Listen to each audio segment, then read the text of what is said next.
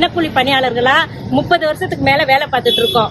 எல்லாருமே அப்ப இருந்து இப்ப வரைக்கும் தினக்கூலி பணியாளர்களா குறைந்தபட்ச ஊதியத்துல வேலை பார்த்துட்டு இருக்கோம். இப்ப 24 ரூபா. சரிங்க சார். இப்ப வந்து எங்களுக்கு ரெகுலர் பண்றதுக்காக எங்களோட கோப்பு எங்க துறை மூலமா வந்து 15 வருஷம் ஆச்சு சார். 2010ல 1458 பேருக்கு பணி நிரந்தரம் பண்றதுக்காக அரசுக்கு அனுப்பி அரசோட பரிசீலனையில 15 வருஷமா கோப்பு இங்கேயும் அங்கேயும் மாறி மாறி போயிட்டு வந்துட்டு இருக்கு. ஆனா முடிவுக்கு வரல. எங்க துறை அமைச்சரை கேட்டா கொள்கை முடிவுன்னு சொல்றாங்க. அங்க சிஎம்க்கு மனு அனுப்புனா இஎன்சிக்கே திரும்ப அனுப்புறாங்க.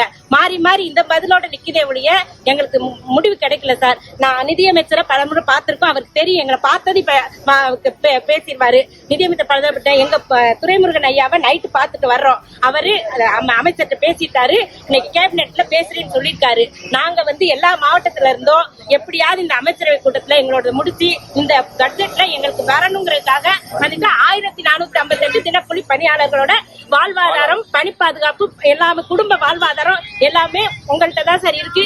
கடந்த 25 ஆண்டுகளுக்கு மேல வேலை பார்த்துட்டு வரோம். முன்னாள் முதல்வர் கலைஞர் கருணாநிதி ஐயா இருக்கும்போது தினக்கூலி பணியாளருக்கு வந்து 10 ஆண்டு பணி முடிச்ச பணி நிரந்தரம் கொண்டு வந்தாங்க.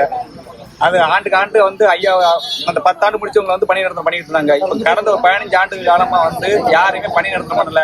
எங்களுடைய 30 ஆண்டுகளுக்கு மேல பணி புரிஞ்சுட்டு வரோம்.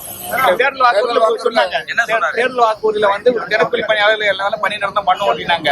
இன்னை வரைக்கும் இப்ப ஆட்சிக்கு வந்த உடனே வந்து எதிர்கட்சி தலைவராக இருக்கும்போது நம்ம துரைமுருகன் ஐயா வந்து கேட்டாங்க, எடப்பாடி ஐயா கேட்டாங்க. அவர் வந்து கரெக்டா செஞ்சு கொடுத்தாங்க. அப்ப வந்து தொகுப்பையும் சொல்லி ஒன்று போட்டு விட்டாங்க.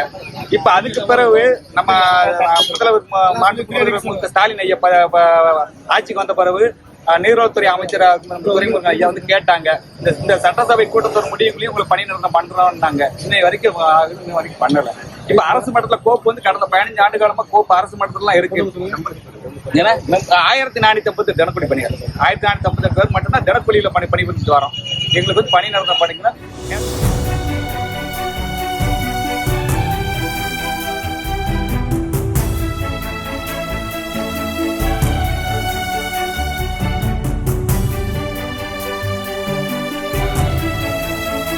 பிளே ஸ்டோர் மற்றும் ஆப் ஸ்டோரில் இருந்து பாலிமர் செயலியை QR கோடு மூலம் பதிவிறக்கம் செய்யுங்கள். செய்திகளை உடனுக்குடன் பெறுங்கள்.